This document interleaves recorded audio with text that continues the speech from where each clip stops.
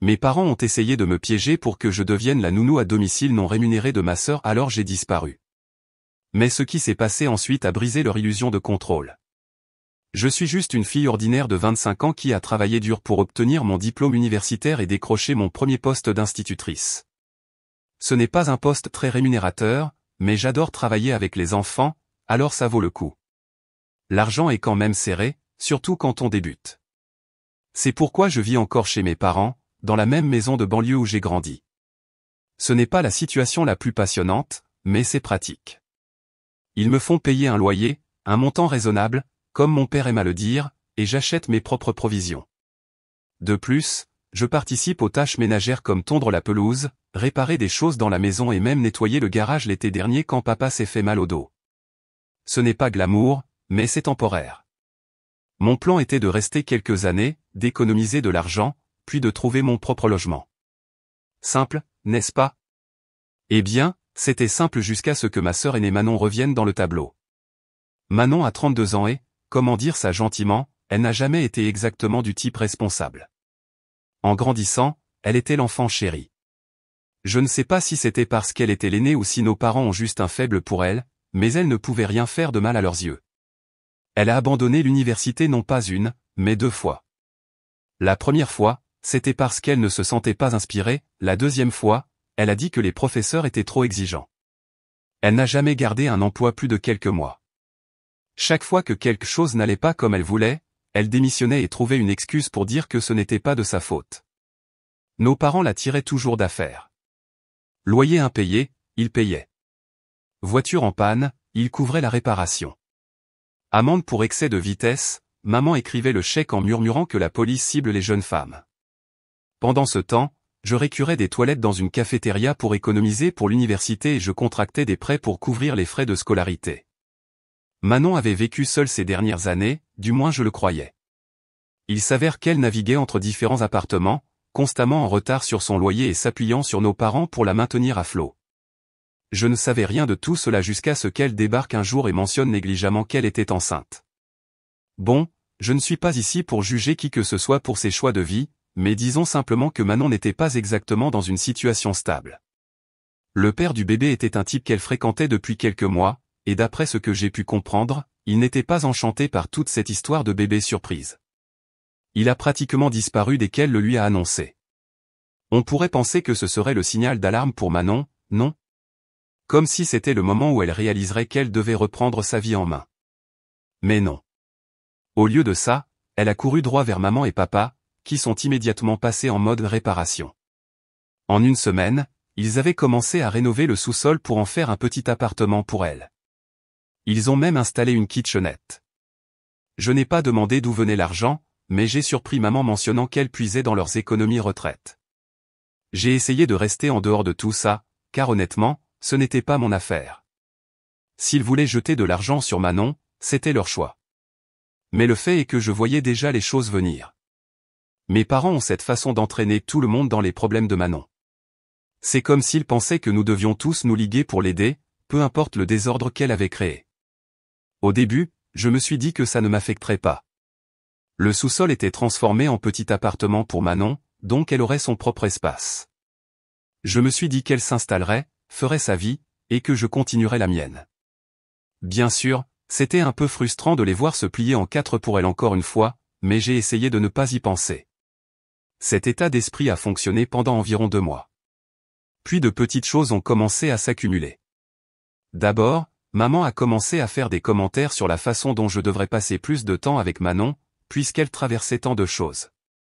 Peu importe que je travaille à temps plein et rentre épuisé la plupart du temps. Puis sont venus les subtils chantages affectifs. Maman disait des choses comme « Tu sais, Manon n'a personne d'autre sur qui s'appuyer en ce moment. C'est tellement difficile d'être enceinte et célibataire. » Elle disait cela en me regardant directement, comme si j'étais censé résoudre magiquement tous les problèmes de Manon. Papa n'était pas mieux. Il trouvait toujours le moyen d'intégrer Manon dans chaque conversation. « Tu devrais être reconnaissante pour tout ce que tu as, Sophie, disait-il en me tendant la salière, tout le monde n'a pas autant de chance que toi. » Chanceuse? Je galérais à peine pour construire une carrière et économiser de l'argent. Pendant ce temps, Manon recevait un appartement entièrement rénové sur un plateau, accompagné d'un soutien émotionnel et financier sans fin. Mais les choses ont pris une autre dimension quand j'ai surpris une conversation entre maman et papa un soir. Ils étaient dans le salon et j'étais dans la cuisine en train de faire du thé. Elle va avoir besoin de beaucoup d'aide une fois que le bébé sera là, a dit maman. Bien sûr, a répondu papa. Nous allons tous mettre la main à la pâte. Nous tous, a demandé maman. Eh bien, toi, moi et Sophie, a dit papa, comme si c'était évident. J'ai failli laisser tomber ma tasse. Ils ne m'avaient rien dit de ce plan, mais il était clair qu'ils avaient déjà décidé que j'en ferais partie. C'est là que j'ai commencé à me sentir mal à l'aise. Je ne connaissais pas encore les détails, mais je sentais qu'ils tramaient quelque chose qui allait m'entraîner dans le chaos de Manon, que ça me plaise ou non. Ce sentiment de malaise n'a fait que grandir quand Manon a commencé à venir plus souvent. Elle s'affalait sur le canapé, se plaignant de la difficulté d'être enceinte et de l'injustice du départ de son ex. Elle faisait de petits commentaires sur ma chance d'avoir un emploi stable et pas d'enfant à m'occuper. Je me mordais la langue à chaque fois parce que je ne voulais pas commencer de dispute, mais au fond de moi, je n'arrêtais pas de penser, pourquoi est-ce que ça me retombe toujours dessus? Au moment du dîner ce soir-là, j'avais le pressentiment que quelque chose allait arriver. Je ne savais pas exactement quoi, mais je savais que ce ne serait pas bon.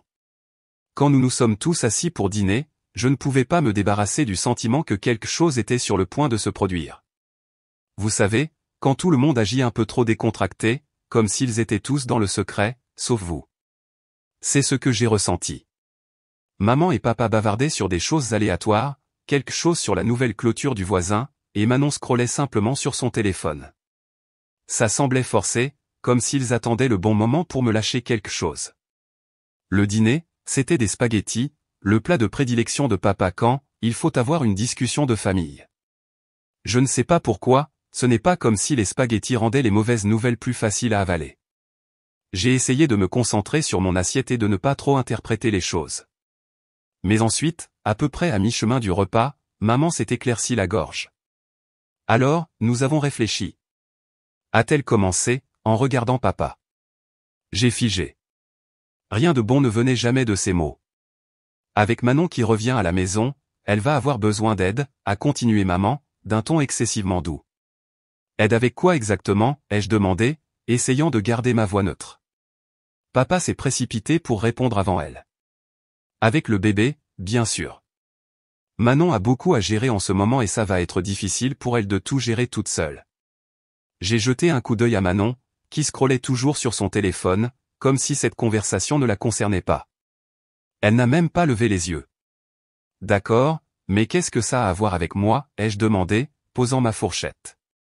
Mes parents ont échangé l'un de ces regards, comme s'ils essayaient de trouver la bonne façon de formuler ce qu'ils allaient dire. Eh bien, a commencé maman. Tu vis déjà ici, et tu es si douée avec les enfants, étant institutrice et tout. Nous avons pensé que ça avait du sens que tu aides à garder le bébé. Aider? Ai-je répété, haussant un sourcil. Papa a hoché la tête avec enthousiasme. Oui, tu sais, juste surveiller le bébé pendant que Manon se remet sur pied. Ce ne serait pas à temps plein ou quoi que ce soit, juste quand tu es à la maison. Je n'arrivais pas à croire ce que j'entendais. Vous voulez que je garde un nouveau-né en plus de travailler à temps plein? Eh bien, tu rentres à la maison vers 15 heures la plupart du temps, a dit maman. Et tu ne paies pas le loyer du marché, a ajouté papa, comme si cela était pertinent. Je les ai fixés, essayant de comprendre ce qu'ils demandaient. Ils ne demandaient pas juste un peu d'aide, ils s'attendaient à ce que j'assume un deuxième emploi complet gratuitement. Attendez, laissez-moi bien comprendre, ai-je dit, me penchant en arrière sur ma chaise. Vous voulez que je rentre de l'école après ma journée de travail et que je m'occupe ensuite du bébé de Manon? Maman a soupiré, comme si je le faisais exprès d'être difficile. Ce n'est pas comme ça, Sophie. Nous allons tous mettre la main à la pâte. Tous, ai-je répété. Oui, a dit papa. Nous sommes tous de la famille et la famille s'entraide. À ce moment-là, Manon a enfin levé les yeux de son téléphone. Waouh, Sophie, a-t-elle dit en souriant.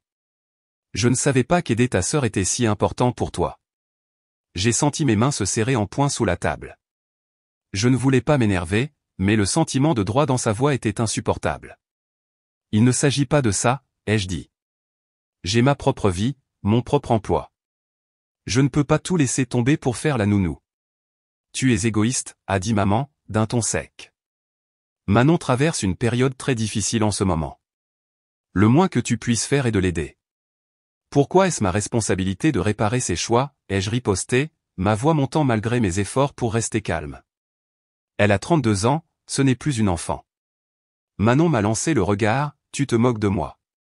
Ça suffit, a dit papa, d'un ton ferme. Nous sommes tous dans le même bateau, que ça te plaise ou non. Tu vis sous notre toit et nous attendons de toi que tu contribues. Contribuer, ai-je dit. Je paie mon loyer, j'achète mes provisions, j'aide aux tâches ménagères. Comment est-ce que ce n'est pas suffisant? La pièce est devenue silencieuse un instant et je pouvais sentir la tension dans l'air. Manon restait là, l'air suffisante, comme si elle avait déjà gagné. Eh bien, a finalement dit maman. Si tu n'es pas prête à aider, peut-être que nous devons reconsidérer ta situation de logement. J'ai eu un pincement au cœur. Vous me menacez de me mettre dehors? Bien sûr que non, a dit maman rapidement. Mais si tu n'es pas prête à contribuer davantage, peut-être que nous devons discuter d'augmenter ton loyer. Je n'arrivais pas à croire ce que j'entendais. Ils essayaient littéralement d'utiliser mon loyer comme levier pour me forcer à faire la nounou. C'est ridicule, ai-je dit en me levant. Je paie déjà bien assez cher pour ce que j'ai ici. Si vous voulez que je parte, dites-le simplement. Personne ne te demande de partir, a dit papa rapidement. Nous te demandons juste de faire ta part. Ma part, ai-je répété. Tu veux dire la part de Manon. Papa a ouvert la bouche pour répondre, mais je ne lui en ai pas laissé l'occasion. Je suis sorti de la pièce et je suis monté directement dans ma chambre, claquant la porte derrière moi. À ce moment-là, j'ai su que je ne pouvais pas continuer comme ça. Je ne pouvais pas continuer à vivre dans une maison où mes limites n'avaient aucune importance et où mes parents ne me voyaient pas comme autre chose que de la main-d'œuvre gratuite. Je ne savais pas comment ni quand, mais je savais une chose certaine, je devais partir. Cette pensée est restée en moi, de plus en plus forte, chaque fois que Manon traversait la maison comme si elle en était propriétaire ou que maman et papa essayaient de me faire culpabiliser pour que j'aide. Mais décider de partir et y parvenir réellement étaient deux choses très différentes. Je n'avais pas encore beaucoup économisé, pas assez pour me permettre confortablement mon propre logement, et l'idée de déraciner soudainement ma vie me semblait écrasante. Pourtant, je savais que rester n'était pas une option. Si je les laissais me pousser à devenir le parent de secours de Manon maintenant, ça ne s'arrêterait jamais. Il continuerait à me surcharger jusqu'à ce que je sois bloqué. Je ne voulais pas me réveiller un jour, 5 ans plus tard, toujours vivant dans cette maison, misérable et pleine de ressentiment. Le lendemain matin, je me suis fait une tasse de café et me suis assise avec mon ordinateur portable. J'ai ouvert une feuille de calcul où je suivais mon budget, loyer, provisions, essence, prêts étudiants. Je n'étais pas excellente en économie, mais je mettais un peu de côté chaque mois. J'ai tout additionné et j'ai réalisé que je pouvais gérer un déménagement si je trouvais quelque chose d'abordable et réduisais les dépenses supplémentaires pendant un certain temps. Le timing ne pouvait pas être meilleur. Ma collègue Claire avait mentionné quelques semaines plus tôt qu'elle cherchait une colocataire. Je n'y avais pas beaucoup pensé à l'époque, mais maintenant ça ressemblait à une bouée de sauvetage. Je lui ai envoyé un message, « Salut, c'est toujours d'actualité l'histoire de la colocataire ?» Elle a répondu presque immédiatement, « Oui, je cherche toujours. » Pourquoi, intéressé? Ouais, peut-être. On peut en parler après le travail? La réponse de Claire a été courte et gentille, bien sûr. Cet après-midi-là, je suis resté tard à l'école, attendant que les couloirs soient calmes avant de me diriger vers la salle de classe de Claire. Elle était assise à son bureau, corrigeant des copies. Quoi de neuf, a-t-elle demandé, levant les yeux de sa pile d'essais.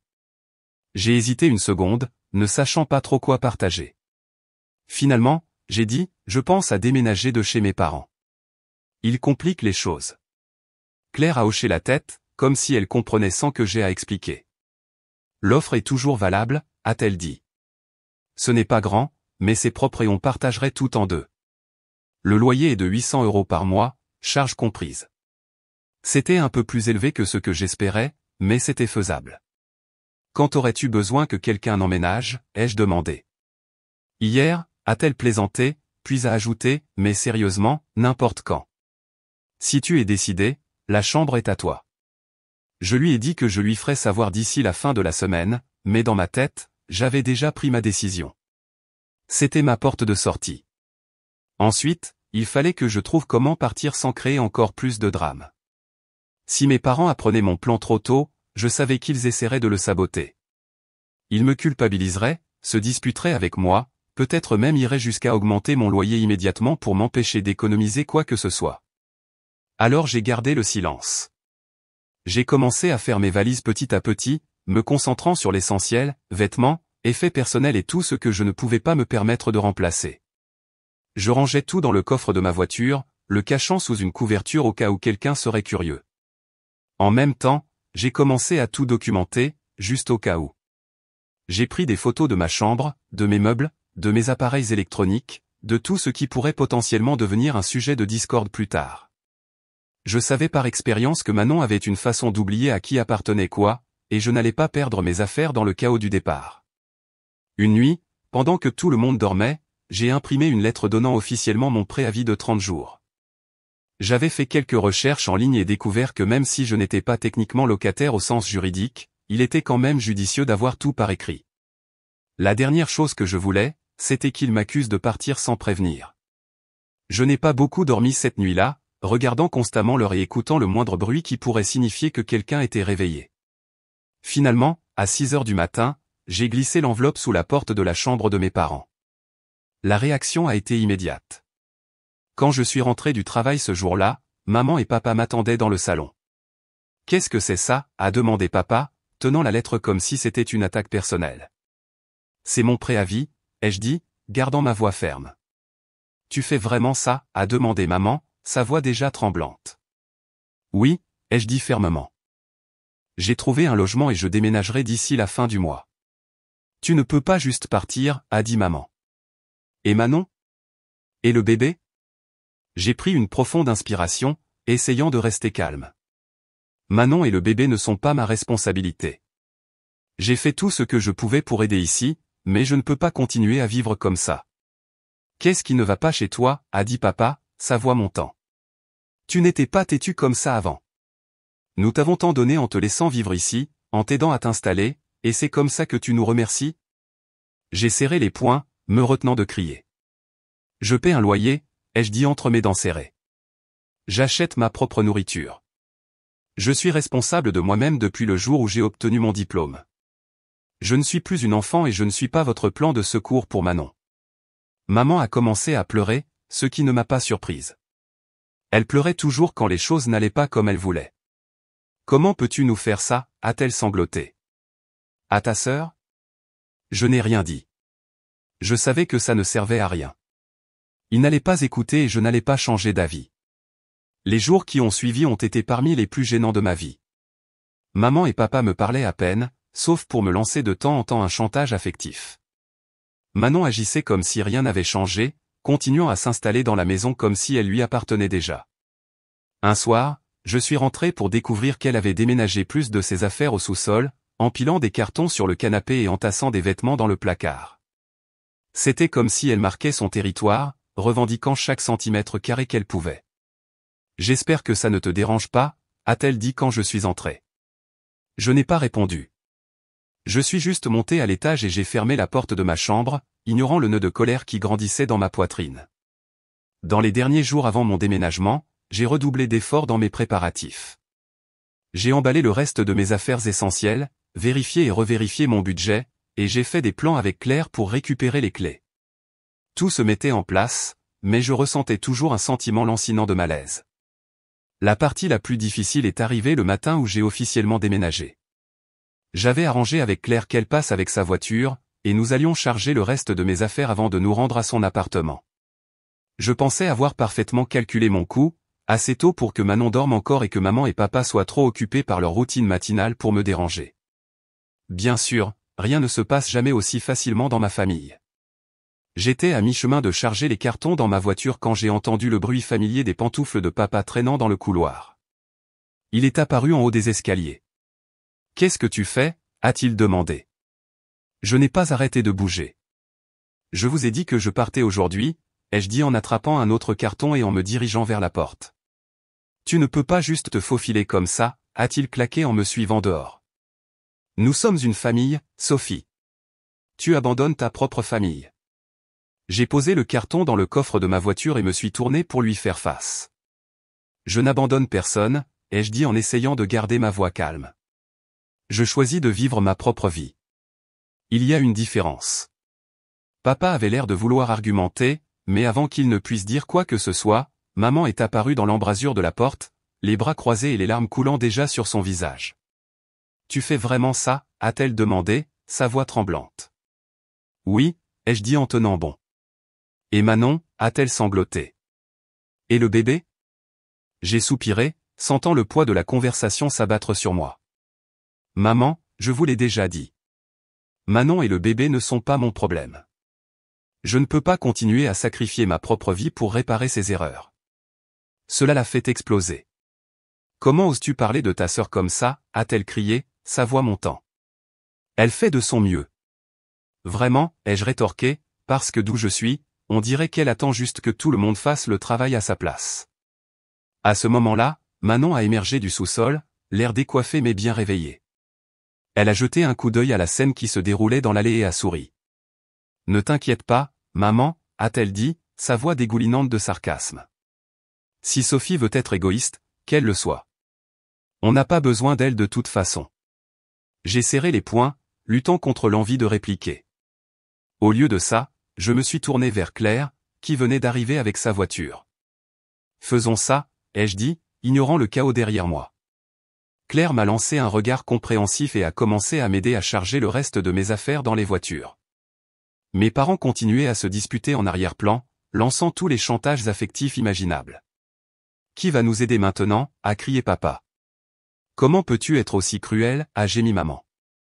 Manon, pendant ce temps, s'appuyait contre l'encadrement de la porte, regardant toute la scène comme si c'était une sorte de spectacle vivant pour son divertissement. Au moment où nous avions fini de tout charger, j'avais l'impression d'avoir couru un marathon. Je me suis tenu dans l'allée, jetant un dernier regard à la maison que j'avais appelée chez moi pendant tant d'années. Cela aurait dû être un moment doux amer, mais tout ce que je ressentais, c'était du soulagement. Sur ce, j'ai démarré le moteur et suis parti, Claire me suivant de près. Le soulagement que j'ai ressenti en arrivant dans l'ensemble d'appartements de Claire a été immédiat. Ce n'était pas luxueux, mais c'était propre, calme et, surtout, sans drame. Claire m'a aidé à porter tout à l'intérieur et en 1 heure, j'étais déballé et installé dans ma nouvelle chambre. Nous nous sommes assises sur le canapé ensuite, bavardant du travail. Ça semblait normal, comme un aperçu de la vie qui me manquait alors que j'étais coincé au milieu du chaos familial. Mais cette accalmie n'a duré qu'environ 2 heures.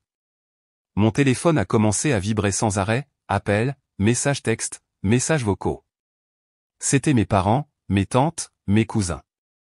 Apparemment, maman avait déjà répandu la nouvelle que j'avais abandonné la famille, et tout le monde avait quelque chose à dire. « Sophie, comment as-tu pu faire ça à ta sœur ?» commençait un message vocal de ma tante Isabelle. « Elle est enceinte et vulnérable. Tu ne te soucies pas de la famille.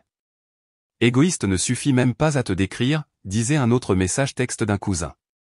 Le pire, c'était les posts de Manon sur les réseaux sociaux. Elle était passée en mode victime totale, postant des photos de son ventre arrondi avec des légendes comme « Certaines personnes préfèrent s'enfuir plutôt que d'aider leur propre famille, et au moins mon bébé saura ce à quoi ressemble l'amour véritable. » Je l'ai bloqué immédiatement.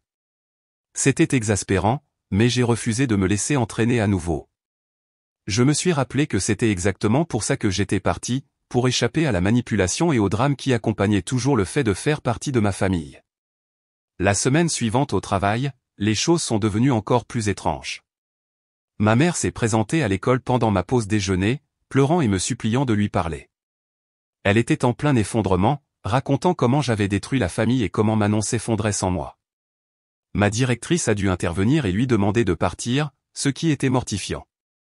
J'ai passé le reste de la journée à éviter le contact visuel avec tout le monde, sachant qu'ils se demandaient probablement dans quel genre de drame familial j'étais impliqué. Mais cet incident a en fait joué en ma faveur. Je pensais en avoir fini avec la maison et tout le chaos qui l'accompagnait, mais bien sûr, la vie n'est pas si simple. Environ 2 semaines plus tard, j'ai réalisé que j'avais laissé des documents importants derrière moi, un dossier avec ma certification d'enseignement, des formulaires fiscaux et d'autres papiers dont j'avais besoin pour le travail. J'avais été tellement concentré sur le départ que je n'avais pas revérifié le petit tiroir où je gardais habituellement ces choses. Donc, avec ma mère qui s'est présentée à mon école, j'ai raconté à quelques collègues tout ce qui se passait. Ils n'ont pas hésité à intervenir et à offrir leur aide. Dis-nous quand tu seras prête à récupérer le reste de tes affaires, a dit Claire en me tendant ses doubles de clés de voiture. On fera vite. Alors, quelques jours plus tard, Claire et une autre collègue, Julie, sont venues avec moi chez mes parents pour récupérer le reste de mes affaires. Je pensais être prête à n'importe quelle absurdité qu'ils pourraient essayer, mais j'ai sous-estimé à quel point ils étaient prêts à aller loin. Quand nous sommes arrivés dans ma chambre, elle était méconnaissable. Manon avait déménagé plus de ses affaires, les mélangeant aux miennes comme une sorte de prise de territoire. Des vêtements qui n'étaient pas les miens étaient fourrés dans ma commode, des articles pour bébé aléatoires étaient empilés sur mon bureau, et ma table de chevet avait été complètement vidée et remplie de ses affaires. Qu'est-ce qui se passe ici? Ai-je marmonné, plus pour moi-même que pour les autres. Manon est apparue dans l'embrasure de la porte, tenant une tasse de café et semblant complètement indifférente. Oh, salut, a-t-elle dit négligemment, comme si rien ne s'était passé. Je suppose que certaines de mes affaires se sont mélangées. C'est difficile de dire ce qui est à toi et ce qui est à moi maintenant. Je l'ai fixé, essayant de digérer l'audace de ses paroles. Tu veux dire les affaires qui étaient dans ma chambre, où je vis depuis des années? Elle a haussé les épaules, prenant une gorgée de son café. Eh bien, tu es déjà parti, alors qu'est-ce que ça change? Il était clair qu'elle avait fait ça exprès, espérant me rendre les choses plus difficiles. Mais ce qu'elle ne savait pas, c'est que j'avais anticipé exactement ce scénario. J'ai sorti mon téléphone et ouvert le dossier où j'avais enregistré des photos de ma chambre avant qu'elle ne commence à emménager. J'ai déjà des photos de tout, ai-je dit, tenant l'écran pour qu'elle puisse voir. Et j'ai fait une liste de toutes mes affaires, jusqu'au numéro de série de mes appareils électroniques. Le visage de Manon s'est tordu de frustration, mais avant qu'elle ne puisse répondre, maman et papa sont arrivés. Qu'est-ce qui se passe? A demandé papa. Qu'est-ce que tu fais ici? A-t-il demandé avec fureur.